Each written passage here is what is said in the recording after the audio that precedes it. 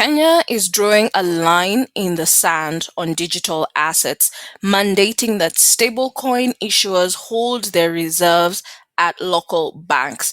This is a move that is signaling a new era of domestic oversight for fintech and the crypto space. At the same time, the numbers for the Q1 2026 are in, and while Africa's startups have crossed the $705 million mark, the narrative is shifting. We are seeing debt and not equity is now the primary engine driving the continent's capital.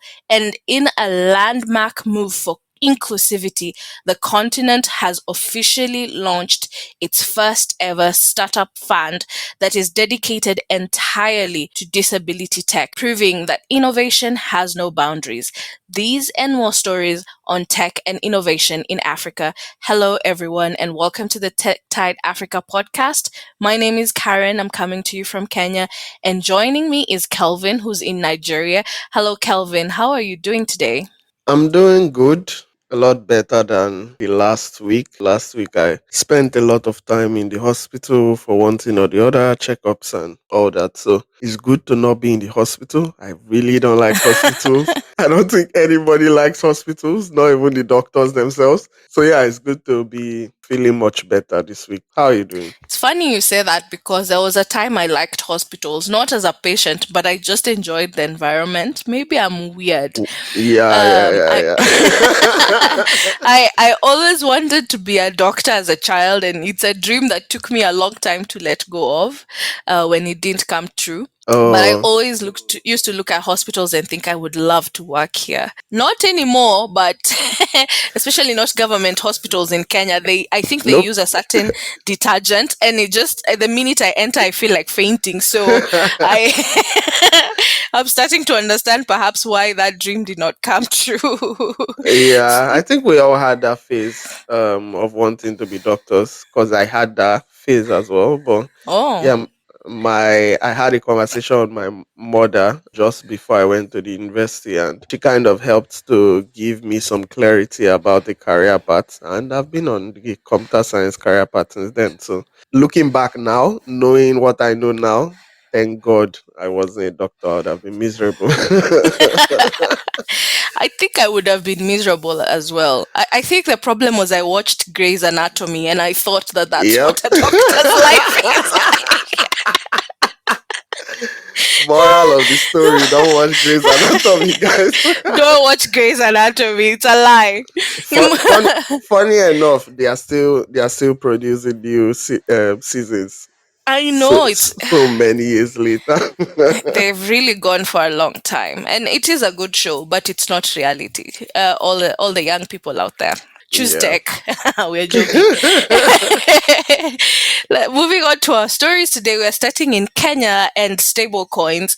Kenya is drawing a circle around stablecoin issuers, and the Kenya National Treasury has published a draft virtual assessment service providers regulation that has a very strict policy on reserves, capital, disclosure requirements for stablecoin issuers that are operating in the country. Under the rules, they say that at least 30% of the customer funds must sit in segregated accounts at Kenyan commercial banks, with the remainder limited to high quality liquid assets such as cash or government securities that mature within 90 days or less. The tokens have to be redeemable at par value on demand, and issuers are barred from paying any yield, including indirect yield routed through other licensed virtual asset businesses.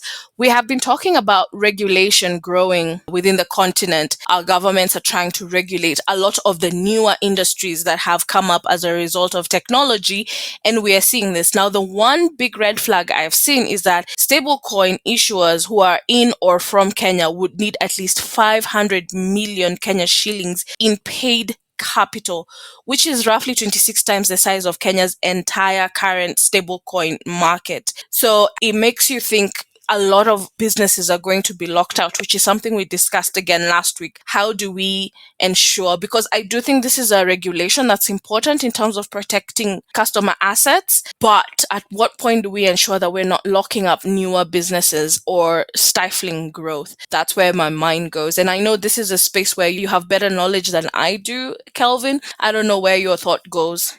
To pick up from where you ended, I think it's deliberate what they are doing, setting that very high barrier to entry. I think it's deliberate to lock out a lot of smaller businesses. I think they want only serious players on board, and that's why the limit is quite high. And that comes from a lot of what we have seen in the cryptocurrency space. There are a lot of what you call them scams, rug pulls, and there's just a lot of exploitation over the last couple of years that has gone on in that space. And now that in Kenya they are trying to put the regulation around that, obviously they have done their studies and taken note of some of the challenges that are involved. And so they have just set this very high barrier to entry to restrict who can make a play in this space. Yes, it does keep out some potential small players that would actually want to participate in the space. But I think because of the limit, it's very deliberate. The other thing, though, that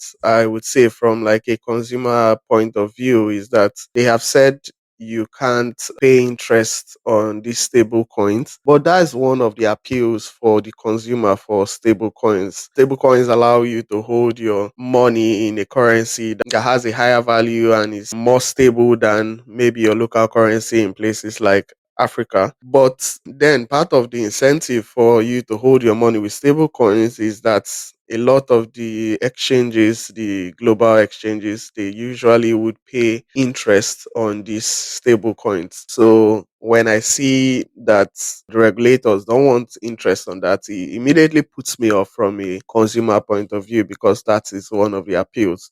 I believe just like with fintech in the crypto space, regulation is needed, the right regulation is needed. And I also haven't thought about this story. I believe the high barrier of entry is actually quite deliberate.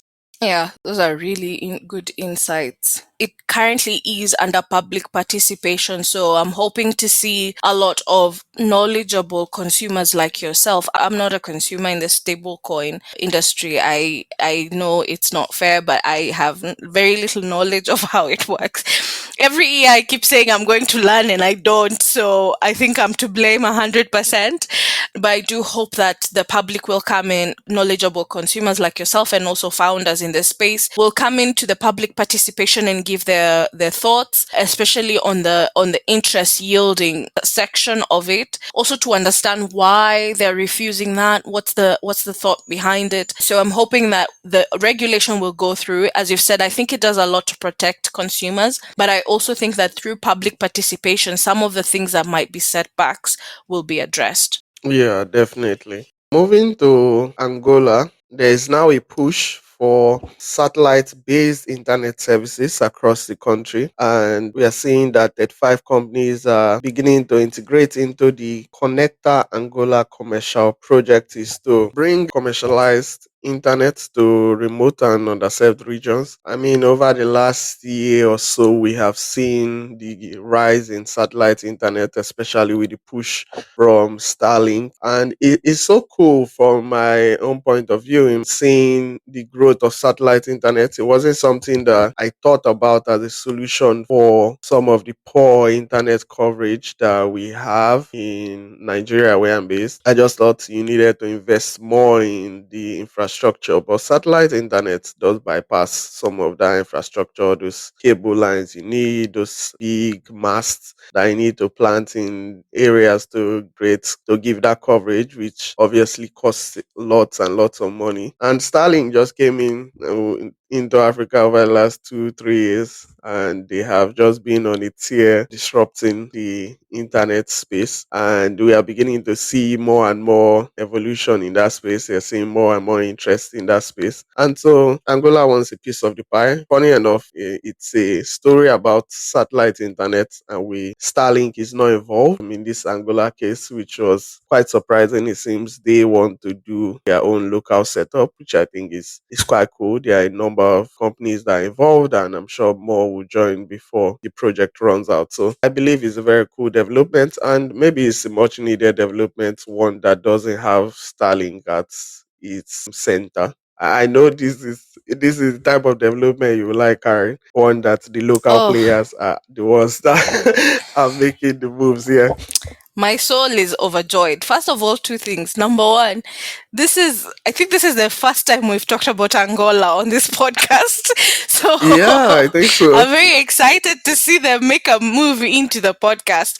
And then the second thing is to see this kind of project being modeled out, because the hope is that this is a blueprint for public private satellite connectivity for Africa, right? Across the board. And I think I like the fact that this is sovereign connectivity infrastructure being built, owned by the government and locals of the country. More and more, we want to see Africa build its own things. That's something I stand for, will always stand for, will forever stand for. And I'm very happy that Starlink is not a part of this, unapologetically.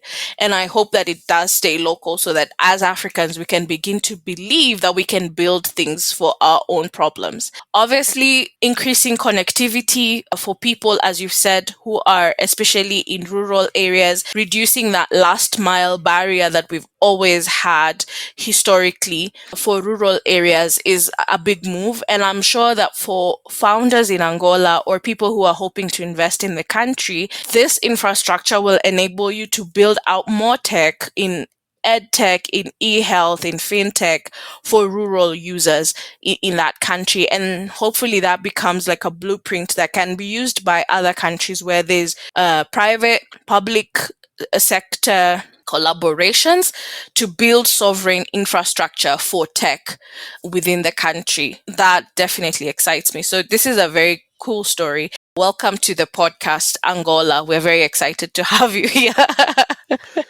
Yeah, it's good to have Angola on the podcast. The thing is, you want more from local players, but I believe the rise in satellite internet that we have seen over the last couple of years has a lot to do with the global player Starlink getting involved, and Yeah. the local players are beginning to see more opportunities in that space. And so, yeah, this is why this is part of the argument for competition. When people settle and they are not really innovating, it's usually good when you have a player that is capable of challenging incumbents. And we are now seeing more innovation in that space. I know this one is local players in Angola. Last year, we saw a partnership, I believe, between like Airtel and Starlink, trying to do direct to cell innovation with satellite internet. So you don't, in a case like that, you don't need the big Starlink dish to connect to their internet. You can just have the internet directly from your phone. So that's and more innovations we are seeing in this space. So I believe competition is always good, but yeah, there's always a case for local players.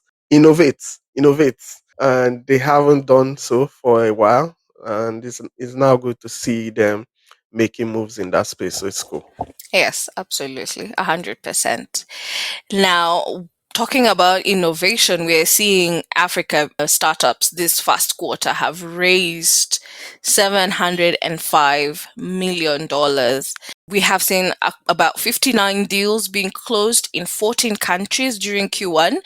However, according to the data, debt and hybrid instruments are now accounting for the larger amount of that chunk. $490 million of that total 705 million was through debt or hybrid of debt and equity. So only 212 million was pure equity. So there's a shift within the ecosystem of funding, but I'm really excited to see a raise as well. We've gone up in terms of how much money we've raised in Q1. Interesting details from the latest funding reports. That shift in debt, I believe, is something that we highlighted in February on Startup Graveyard Africa.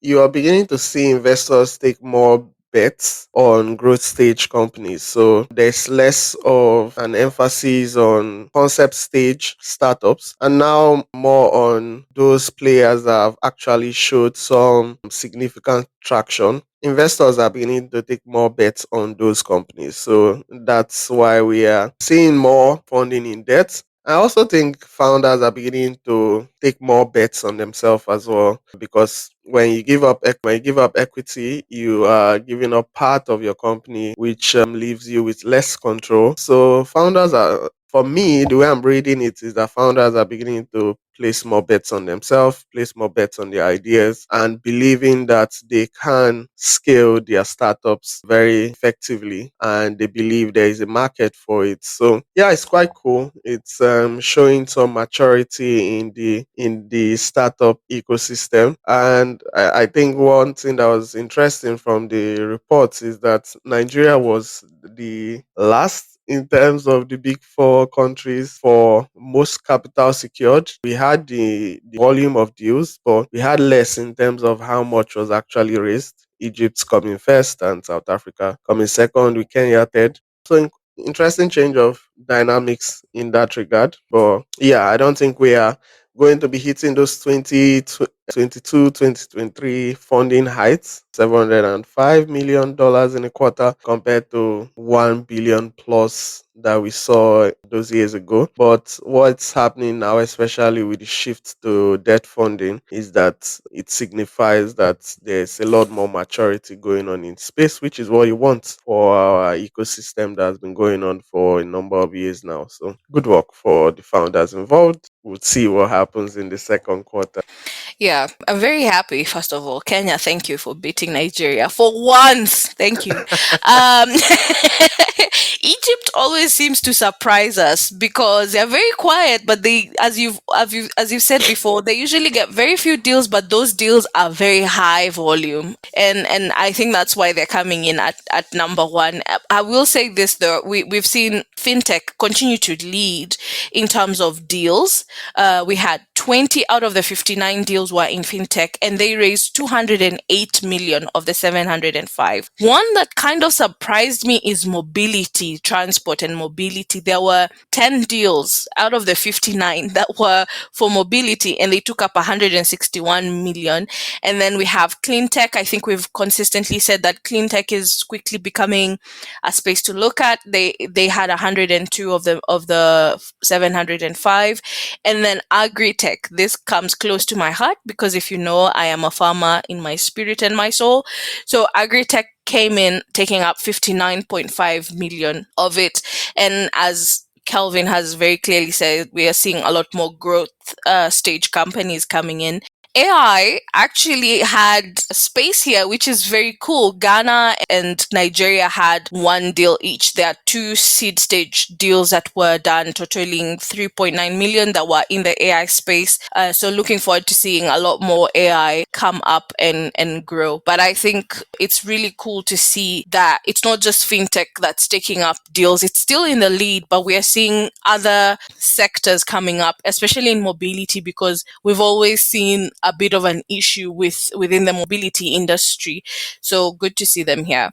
Yeah, we've talked about clean tech and mobility, especially in the first quarter of the year on this podcast. And a lot of our conversation revolved around the funding rounds that happened over the quarter. So it's no surprise that they are high up there in terms of funding raised. We saw some of those deals. So it's quite cool. But Egypt, like you said, does have that way of being very quiet but raising a lot of funding. And for this quarter in particular, it's not really much of a surprise. Maybe when you think about the fact that their regulators are creating some positive policies which may be encouraging investors to take a second look at the market. For example, some new AI tax breaks, that policies that the regulators have put alongside a couple of other regulations that have been going on. So maybe that's why investors are taking a look at Egypt and putting more money there. It's something that we will dive into properly in our Q1 reports at Startup Graveyard Africa. So keep an eye out on that. But yeah, very interesting times.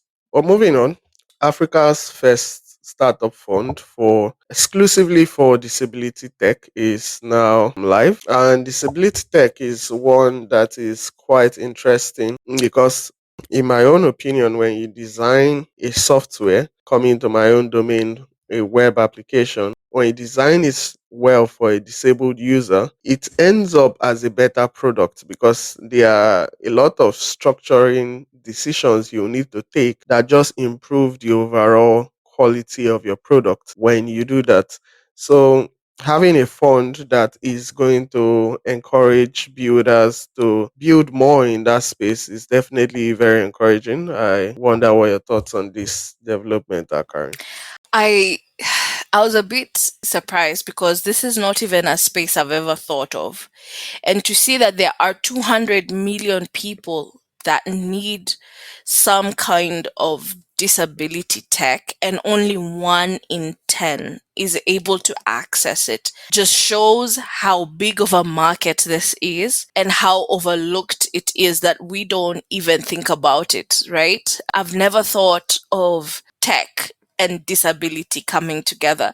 So this was a very eye-opening occurrence for me, and I'm very interested to see the kinds of innovations that will come out for this. I agree with what you're saying in terms of probably if you are thinking about disability when you're building a product, you come up with an overall better product. I don't know about it from a technical point of view, but I can see what you're saying. Building mobile fast, AI enabled, low cost hardware and software products that are able to serve this overlooked community, and it's quite big, 200 million people, my god.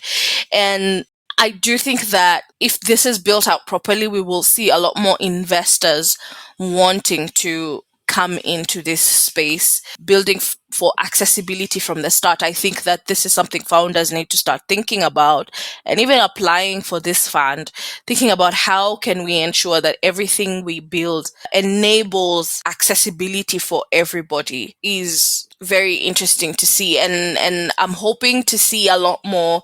I do think that there are founders who are building for this, but probably are not getting access and enough recognition, and that we aren't talking enough about it for them to find the opportunities that they need and the funding and the knowledge that they may require to build this out. So I'm hoping that this fund will be a catalyst to see more founders take interest in building for accessibility and seeing that space grow the same way we've seen clean tech grow over the past few years, and even agri-tech grow, that we will begin to see disability tech taking headlines and getting the attention that it requires. Yeah, I have a friend that does a lot of work in the disability space, and she's someone that I would definitely forward this to. I think the first time I came across disability tech from like a practice point of view is I used to actively do this Google Map local guide program where they ask you to give reviews for places. And one of the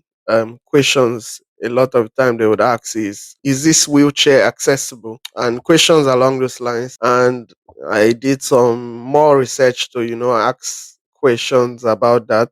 That's when I came across, okay, disability, how do you design buildings, for example, for a disabled person to have access to. Came across some stories of customers that were trying to go to their bank but couldn't get to the bank because the bank doesn't have like a place that they could wheel their wheelchairs through and enter. So over the years, it's something I've been aware of. And even when you're designing web applications, certain products require like screen readers to be able to access the websites. And there's a way technically you have to design the product for that to be able to happen. And when you're designing products like that, you're thinking about someone that's maybe using a screen reader, which could be someone that's blind or maybe has some vision impairment accessing that application. So there are certain technical decisions you need to make. And over time, when you build products like that, you see that because you're having to structure things like that, it gives the presentation of the information you're trying to pass, it makes it a lot more better, it makes it a lot more accessible. So and of course that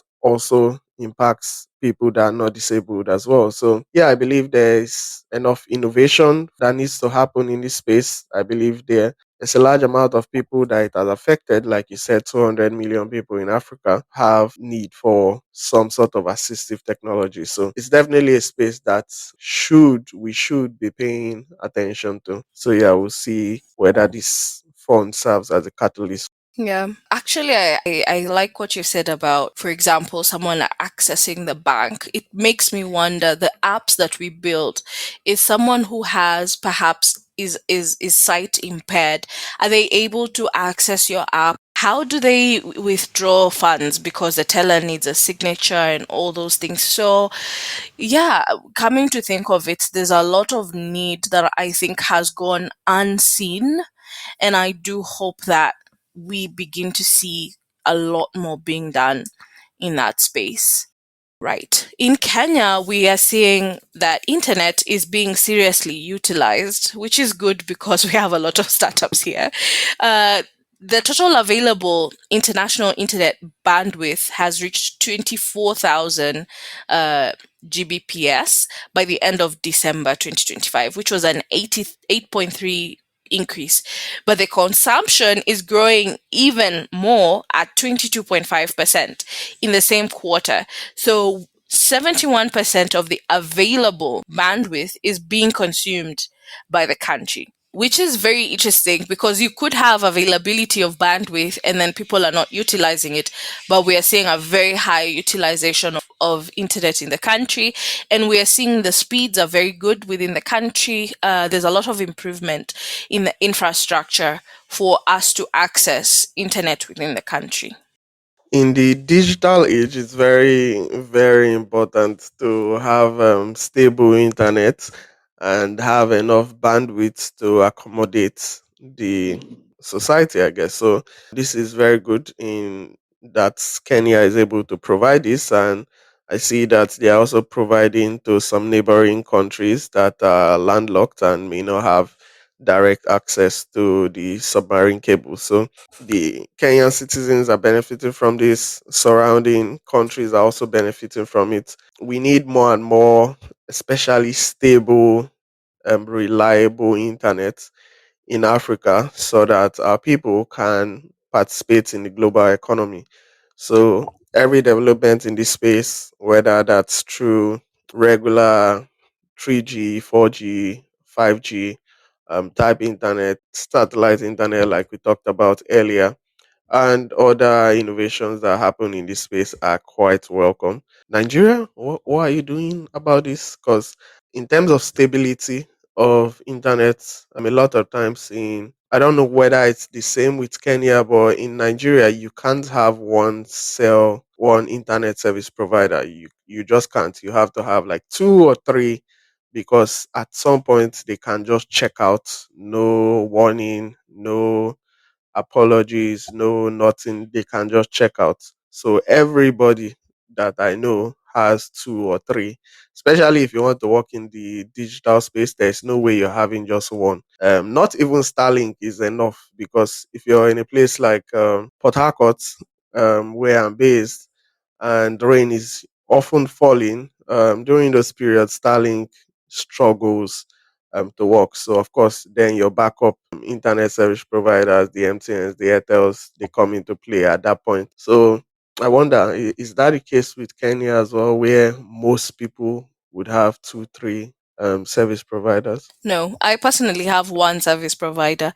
Wow. Um, now That's for that just sounds very absurd to me.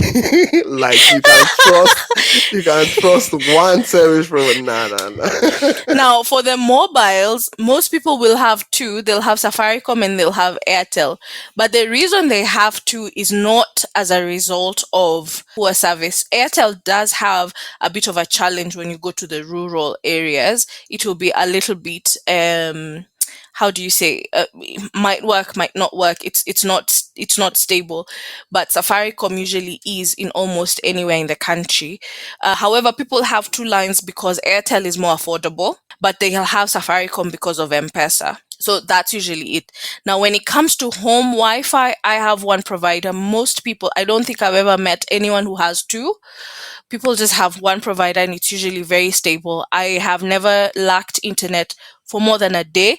And usually, if it goes out, it's because there's an infrastructure issue and the provider will call you and let you know. And at that point, I can just use my Safaricom line and hotspot whatever I need to hotspot in the house. So, usually, just one provider is enough. Again, I ask Nigeria what's happening. And on that note, I think Nigeria, we would go and sort out our problems. we we need to take a deep look at this situation, especially in 2026, and really do some soul searching. Yeah, your government needs to focus on your energy, your electricity, and internet. They need to fix those two issues now. You guys are too big for those kinds of problems. It's just very annoying. It's just very annoying. Yeah, I would see. Would see. Maybe one day. I know it's not in 2026, but maybe one day.